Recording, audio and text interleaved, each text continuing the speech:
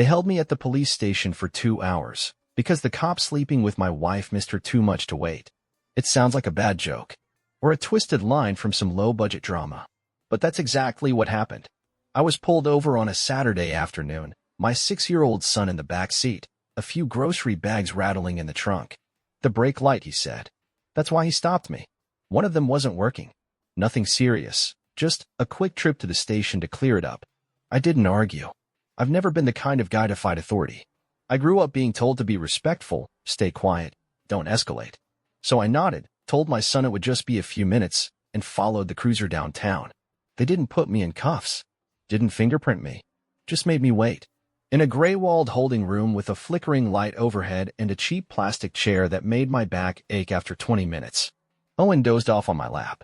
I checked my watch, then the wall clock, then my phone, which had no reception. Nobody came in to explain anything. Every time I asked, someone said they were running checks. No one was rude, but no one was in a hurry, either. It felt like time had frozen, like I was being contained, not questioned. 2 hours passed. Owen shifted in his sleep. I ran through every scenario in my head, and nothing made sense. When we were finally let go, I asked if I'd get a warning. The officer shrugged. Looks like the system flagged something by mistake. You're good to go. That was it. No ticket. No paper trail. Just a vague apology and a door swinging open. At the time, I still thought it was random. A clerical error. Maybe a weird traffic database issue. I didn't even tell Melissa at first. She was in the kitchen when we got home, wearing that soft gray sweater I liked on her, the one with sleeves too long for her wrists.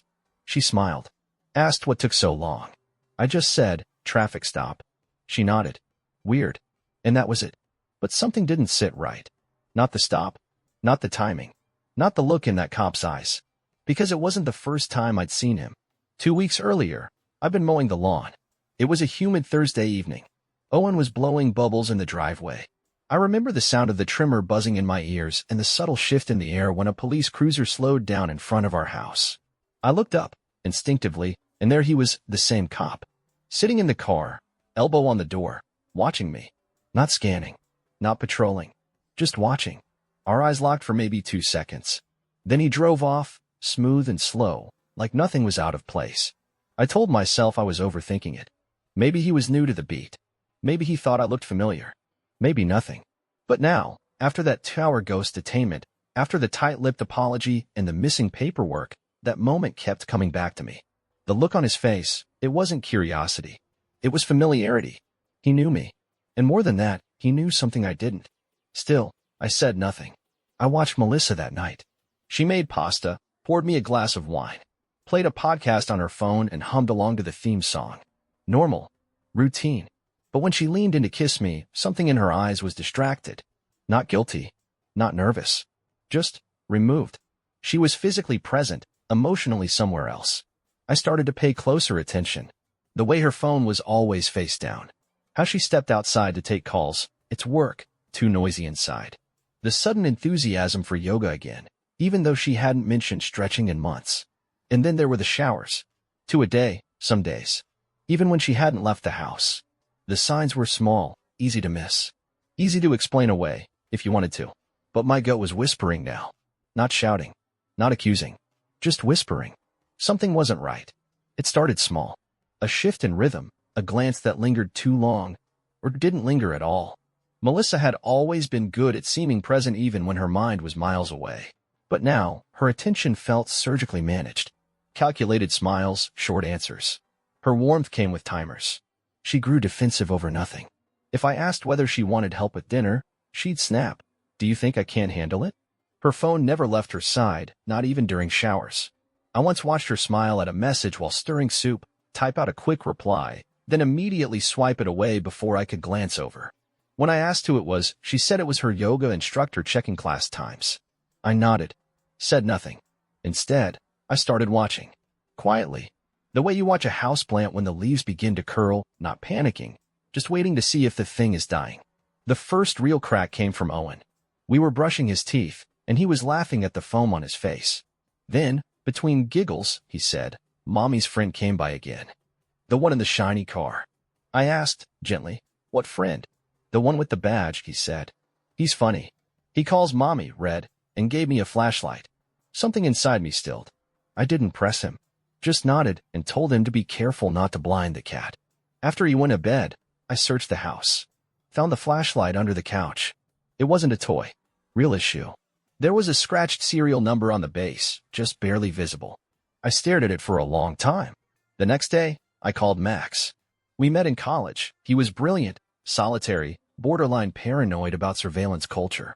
These days, he builds back-end encryption for people who want to disappear online. He's never liked cops. Said they protect their own too well and lie when it's convenient. I never thought much of it until now. I told him I needed help monitoring something. Quietly. No questions asked. He didn't hesitate. By the weekend, Max was at my house with a duffel bag full of tools. We started with the Wi-Fi. He set up a passive clone that could mirror traffic from Melissa's phone whenever she connected. Just metadata, location pings, upload times, app usage. No invasive spying. Not yet. What we saw surprised even him. She never went to yoga. Not once.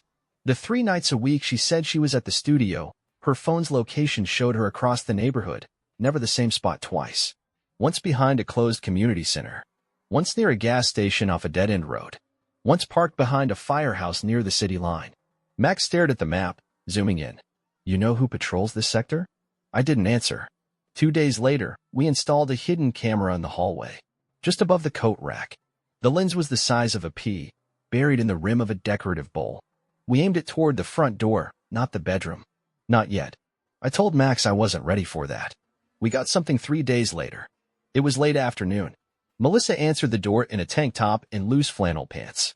Her hair was damp. The officer, Jake, I assumed, stepped inside wearing his uniform shirt untucked, his badge half covered. He kissed her before the door even shut behind him. They walked out of frame together. He left nearly an hour later, same door, adjusting his shirt, glancing over his shoulder. That night, Melissa made pasta and said she'd had a lazy day catching up on shows. She kissed my cheek as she passed and told me she loved how calm our home had felt lately. I smiled, told her I was glad she was relaxed. She didn't know Max had set up an encrypted cloud backup that mirrored every message from her phone. She didn't know her every late-night reply to Jay was logged. She didn't know I had the flashlight, the footage, and the first threads of a story that, soon, I'd make impossible to ignore. Once you confirm a betrayal, your instinct screams to confront, to demand answers, to break the silence. But I didn't move. I didn't even flinch. Because when you're facing someone who knows how to lie that well, you don't ask questions. You build cases. Max and I met the next evening at his place. We watched the footage again, this time frame by frame. Jake didn't act like someone dropping by. He moved through the doorway like he'd done it many times before. The way he leaned in to greet her, casual, easy, practiced, told us everything we needed to know. Max pointed out something else. Jake had texted her minutes before arriving. A short message, sent through an encrypted app, timestamped right before the video started. You alone. No names. No emojis. Just cold logistics. He's smart, Max said. Using a platform that deletes logs. But he's lazy too. Didn't block device sync. That was our way in. Max installed a protocol that pulled residual data from Melissa's backup syncs. From there, we recovered bits, not full conversations, but enough. Contact names. Time of messages. General locations. She had a separate app installed, disguised as a calendar. When opened, it was blank. But Max cracked it. It was a decoy. A full message thread existed beneath the shell. And it wasn't just texts. There were voice memos. Photos taken from his cruiser, steering wheel shots, mirror selfies. One showed his boots resting on her coffee table. Another, her hand, clearly hers, resting on his hand. That was the moment it became real in a different way. Not just infidelity.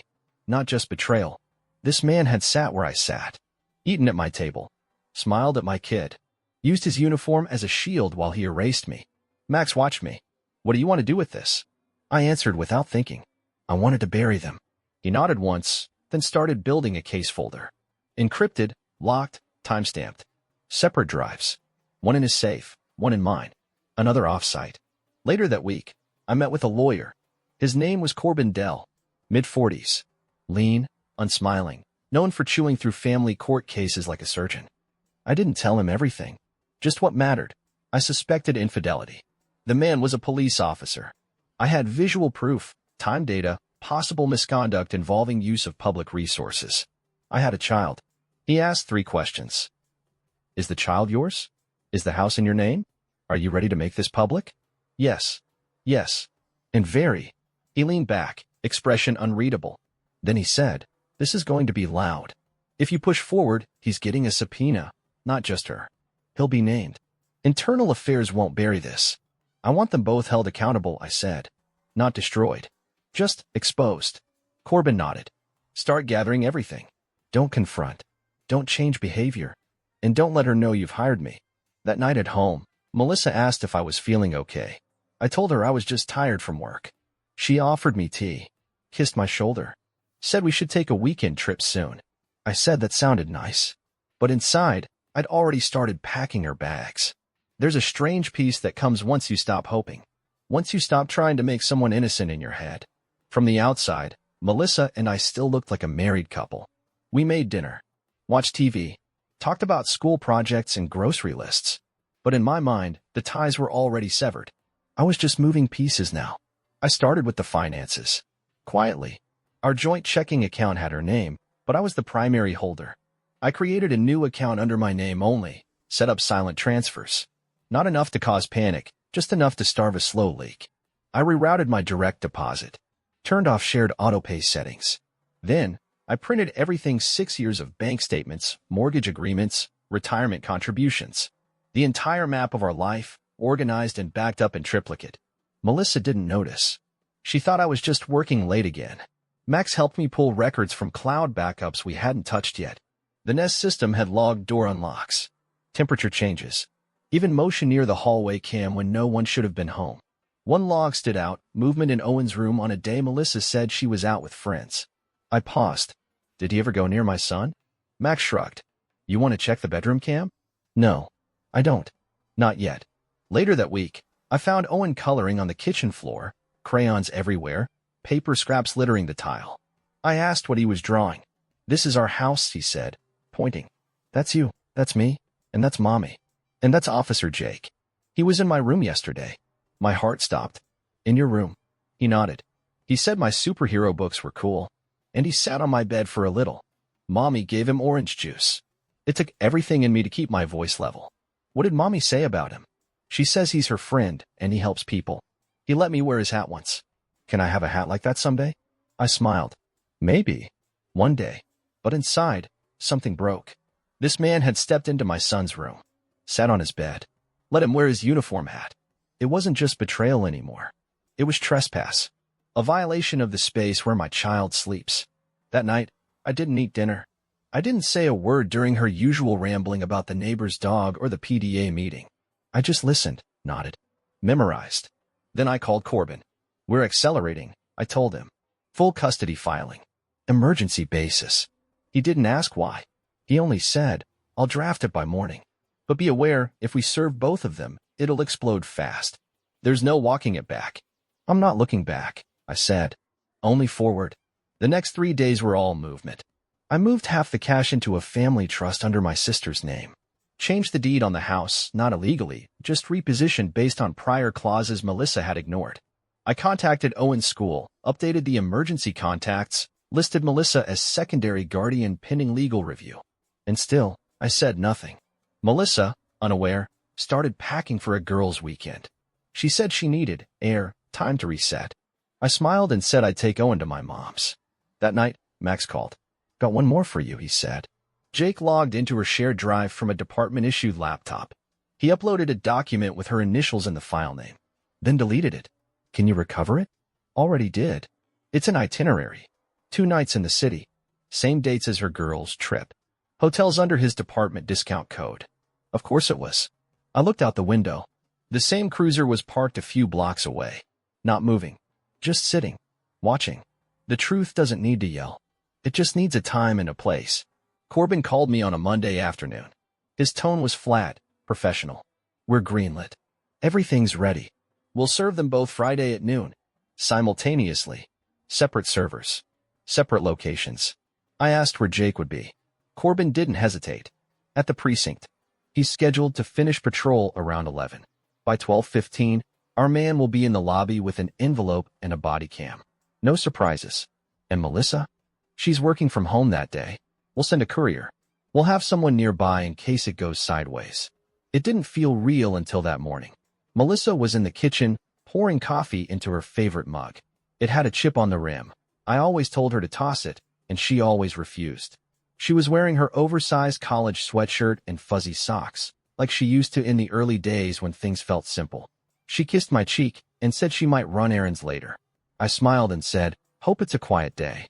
Then I took Owen to school and parked down the street from the precinct. At 12:06 p.m., a black sedan pulled up to the entrance. A man in a gray jacket stepped out, carrying a slim folder and a small lapel cam. He walked through the glass doors. I watched from my car, heart silent, mind clean. Minutes later, Jake walked out.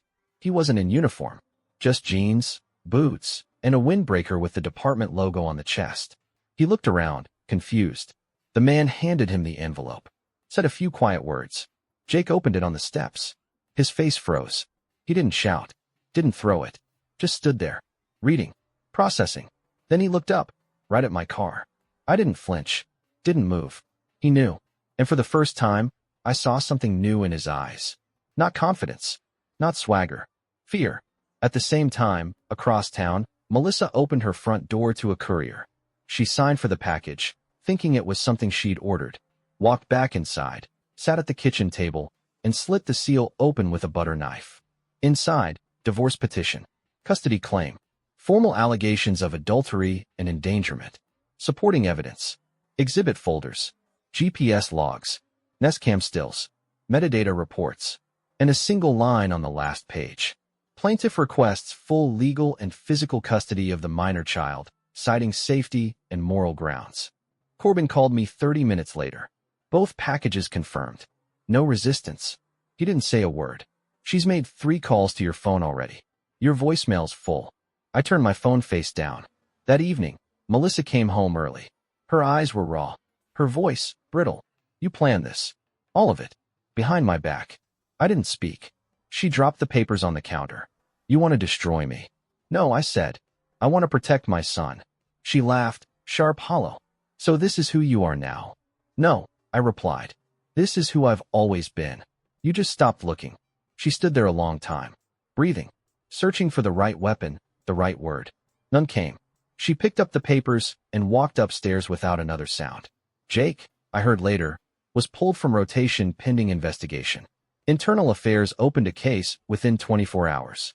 His department laptop was seized. His patrol logs flagged for irregularity. Melissa's messages to him stopped appearing after that. Maybe she got scared. Maybe he cut her loose. Either way, silence returned. And this time, it was mine. Fallouts don't begin with fire. They begin with silence. A silence that moves through every corner of a life that once looked solid, like dust after a building collapse. And that's what it felt like now. Like the shell of something standing, but hollow on the inside. Melissa stopped talking the day after the papers came. Not completely. She still asked Owen if he'd brushed his teeth, still mumbled through phone calls with her sister. But with me, she said nothing of weight. No apologies. No excuses. Just vacancy. Her eyes were bloodshot. Her shoulders tense. She moved around the house like a guest. On the third day, she tried to ask me if we could pause the process. Said it quietly, while pouring cereal. As if we were talking about a show on TV. I said no. That same morning, Jake's name hit my inbox, through an anonymous tip forwarded by Max. A local online bulletin was circulating. Officer under review for potential misconduct, off-duty conduct questioned. No photos, but enough clues. Max tracked the digital breadcrumbs. Turned out, someone inside the department had leaked the story to avoid being the one to officially open the file. Internal Affairs had been forced to act. Jake was pulled from duty within 48 hours of receiving the lawsuit. His badge was held. His vehicle reassigned. He was being temporarily transferred out of state, pending internal investigation. Melissa found out from a friend. She walked into the living room that night with her phone in her hand, shaking. "He's gone," she said. "They moved him." I didn't respond. She looked at me like I owed her a reaction. "Did you do this?" I looked up. I didn't file his paperwork. I just told the truth. She turned away. "They're saying he might lose his pension." I stood up. "That's between him and the job he chose to risk for his own selfishness." She left the room. The days bled together. Owen stayed calm. I kept our routine tight. Breakfast, school, playtime. I didn't want him to feel the shift, even if he noticed it. He did, of course. Kids always do. But he never said anything. Melissa, though, began unraveling. Her boss called her in for a discussion about her attendance, about the legal filings, about the narrative starting to float around town. She tried to defend herself. I could hear her through the door that night, whisper screaming on the phone. But by the end of the week, she was told not to return until the matter was resolved. It wasn't a firing, but it was a freeze. She stormed into the living room that evening, red-eyed, furious. "You poisoned everything," she hissed. "You're destroying my life because I made a mistake." I stayed seated. A mistake is burning dinner. A mistake is buying the wrong gift. You created a second life. In my house. Around our child. I never wanted it to go this far. But you let it, I said. And now it's gone even further. She broke then, not loudly, not theatrically. Just quietly. A single sob. Her hands clenched into fists. And then she left the room like a shadow with nowhere else to go. I didn't follow. The next day, Corbin called. "Preliminary hearing is next week. Her attorney's already stalling. But we're going to bury this fast." He added that Jake's department was now cooperating. Quietly, of course. But his disciplinary record, minor, but existent, was going to be entered into the custody proceedings. And as for the press? "I made no calls," Corbin said. "But you know how fast things move when there's a badge involved." I thanked him, then hung up. That evening, as I took the trash out, I saw one of our neighbors pause on the sidewalk. She looked at me for a second longer than usual. Not unfriendly, not judgmental, just different, like something in the air had changed. I nodded once. She nodded back. The courtroom was colder than I expected. Not physically, emotionally. Everything was beige, quiet, and too well lit. The walls didn't echo, but they absorbed tension. You could feel it sitting in the benches, in the way people avoided eye contact. No one came here for comfort. Only closure. Melissa arrived 10 minutes late. She walked in looking smaller than usual, in a navy blue blazer she hadn't worn since our last family photo session. Her hair was flat, her face pale. She scanned the room like she was looking for someone to save her. But Jake wasn't there. He didn't show. Not for her. Not for himself. Her attorney, a short man with a loud tie, whispered something to her, and she nodded too quickly, like she understood, but didn't. Corbin sat beside me, flipping through our binder, calm as ever. He didn't even glance in her direction.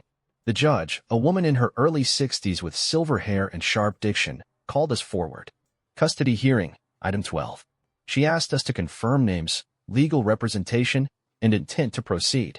Then she looked directly at Melissa. "You've been served with a petition for divorce and a request for sole custody based on infidelity, endangerment, and emotional instability. How do you respond?" Melissa's voice cracked. I object to the custody part. I'm a good mother. I've never hurt my son." Corbin stood without missing a beat. "Your Honor, we have digital evidence showing the respondent allowed an armed police officer, with an open disciplinary file, into the home repeatedly, during hours when the minor child was present and the petitioner was absent." He placed a slim folder on the clerk's table. Inside, photographs, timestamps, GPS metadata, video stills. Melissa stepped forward, eyes wide. "I didn't know about his file. I didn't think." "That's the point," Corbin said. She didn't think. The judge silenced the room with a raised hand. "We will review all submissions. Until then, temporary custody is awarded to the petitioner. The respondent is granted supervised visitation twice per month, pending further evaluation." Melissa gasped. "That's not fair." Corbin leaned slightly toward the mic. "What isn't fair is inviting a man into your marital home and involving your child without the other parent's knowledge. This isn't punishment. It's precaution." The judge nodded. "Temporary custody takes effect immediately." And just like that, it was done. Melissa sat back down, frozen. Her lawyer reached for her hand. She pulled away. Outside the courtroom, she caught up to me as I reached the elevators. "You're trying to erase me," she said, her voice shaking. I looked at her calmly. "No. You did that when you let him wear his badge in our son's bedroom." She flinched. "I didn't know he'd lose his job," she whispered. "You didn't care if I lost my life." We didn't speak again. Later that day, Corbin submitted the property transfer documents. Melissa was removed from the deed. Access to all joint accounts was frozen. Her credit cards bounced within 24 hours. By the time she tried to log in, Everything was locked. She called 6 times. Left voicemails. One of them ended in tears. I didn't respond. She came to the house once, tried to talk through the door. I stayed silent. Let her speak to the wood. That evening, Owen asked why Mommy didn't have keys anymore. I told him, sometimes adults make choices that change things. But you're safe. That's what matters. He nodded, then asked if we could order pizza. We did. And it tasted like freedom. The final hearing was shorter than anyone expected. The courtroom wasn't crowded. Just a few legal clerks, the judge, and a silence so dense it felt padded. Melissa sat with her lawyer 2 chairs away. She looked exhausted, like she hadn't slept in days. Her makeup was too carefully applied, the kind you wear when you're trying to prove you're fine. But she wasn't. Jake didn't show. Again. His name came up only once, during a brief mention by Corbin when he submitted the final supplement of evidence. A formal report from Internal Affairs. It cited unauthorized use of city systems, inappropriate off-duty conduct, breach of code of ethics, and neglect of boundaries involving a civilian household with a minor present. That alone would have been enough. But Corbin didn't stop there. He outlined the timeline. When the affair began, when the child was present, when Melissa lied about her whereabouts, when she let Jake into the home, repeatedly while her husband was away, the gifts, the texts, the badge in a child's room. He showed the court the full picture. And it was ugly. Melissa's attorney attempted to reposition, claimed emotional stress, per judgment, no intent to harm, that she didn't realize the impact on her child, that she was misled by Jake. But Melissa didn't speak. The judge looked directly at her. Do you have anything to say before I make a ruling? She opened her mouth, closed it, then shook her head. The decision came quickly. The court awarded me full legal and physical custody of Owen, with 0 visitation rights for Melissa for the next 6 months. Reevaluation to follow, contingent on therapy, parental assessment, and behavioral stability. She was ordered to pay monthly child support, adjusted for her new financial circumstances. Since she was no longer employed, the judge based the amount on her previous salary, with a note stating, loss of employment resulting from personal conduct is not a defense. The house remained fully in my name. All shared financial accounts were permanently split. Her name was removed from every asset we had built together. The judge's final words. This court does not punish people for falling out of love. It protects children from unsafe environments. And it corrects willful deception with appropriate consequences. That was it. No slamming gavels. No raised voices. Just the sound of everything I built being restored. When the hearing ended, Melissa didn't look at me. She gathered her things slowly, like someone packing up a version of themselves they no longer recognized. Her lawyer said something to her. She didn't answer. Just walked out. She didn't say goodbye. Outside the courthouse, Corbin turned to me and said, "It's over." "No," I replied. "It's fixed." We shook hands. That evening, I picked up Owen from school. We got burgers, sat in the park, watched the ducks. He asked if Mommy was okay. I told him she needed time to fix some things in her life. He nodded. Didn't press. Then he asked, "Can we get a dog now?" I smiled.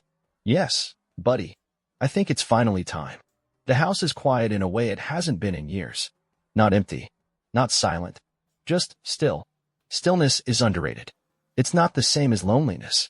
It's what happens when the chaos finally leaves, when the dust settles and the noise dies without anyone having to raise their voice. Melissa hasn't called in weeks. There was a time when the idea of her not calling would have hurt. Now, it feels like clean air. Like breathing without something pressing against your chest. She knows where the line is now. She knows she can't cross it anymore. Jake disappeared. After the court ruling, Max sent me a final update. The officer had been transferred to another state. Quietly. Internally. His badge was still technically active, but not in any capacity that mattered. He no longer wore it in public. His name was removed from the department roster page. Whatever pride he carried with that uniform, it was gone. Whatever confidence he had when he used it to walk through my front door, gone too. Good. I didn't want him fired. I just wanted him finished. Owen adjusted faster than I expected. Kids adapt when the truth feels lighter than the lie. He still asks about his mom sometimes. I never lie. I tell him she's somewhere figuring out who she is, that she loves him, even if she got lost along the way. He nods, and then asks if we can ride bikes or make pancakes. He doesn't carry weight that isn't his. I make sure of that. We got a dog. A rescue, small, scruffy, loud at the wrong times, but loyal. Owen named him Ranger. Said he wanted a protector. I told him he already had one. The neighbors stopped whispering. At first, they didn't know what to say. But over time, the way they looked at me changed. Not with pity, with recognition. Like they finally understood that I hadn't lost everything. I'd cut out the infection, and the rest had healed. There's a new lock on the front door. Not out of fear, out of clarity. Only people who belong here walk through it now. The house feels warmer, cleaner, like the walls forgot what they saw. Sometimes I sit on the porch in the early mornings, coffee in hand, watching the street wake up. There's no cruiser parked 2 blocks down. No lingering shadows. No eyes watching from behind tinted glass. Just the wind. And Ranger asleep at my feet. That's enough. I don't hate her anymore. Hate takes energy. And I'm done giving energy to ghosts. She's a chapter. So is he. The book didn't end. It just changed authors. And this time, the story's mine.